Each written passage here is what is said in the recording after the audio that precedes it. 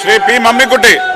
Sir, കേന്ദ്ര government സംസ്ഥാനത്തോട് കാണിക്കുന്ന അവഗണനക്കെതിരായി ഒരുമിച്ച് നിന്ന് അതിനെതിരായി പ്രതിഷേധിക്കേണ്ട കേരളത്തിലെ പ്രതിപക്ഷക്കാർ കേന്ദ്ര ഗവൺമെന്റിനെതിരായി കാമ എന്നൊരു ശബ്ദം മുഴക്കാൻ തയ്യാറല്ലാതെ ഈ സംസ്ഥാന ഗവൺമെന്റിനെതിരായി സമരാഭാസവുമായി മുന്നോട്ട് പോകുകയാണ് സാർ. എൻ്റെ ചോദ്യം, റെയിൽവേ മേൽപ്പാലങ്ങളുടെ അടിഭാഗത്ത് വി പാർക്കുകളാക്കി മാറ്റുന്ന പദ്ധതി വലിയ സ്വീകാര്യതയാണ് ലഭിച്ചിട്ടുള്ളത്.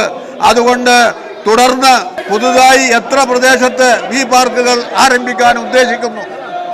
ബഹുമാനപ്പെട്ട മിനിസ്റ്റർ.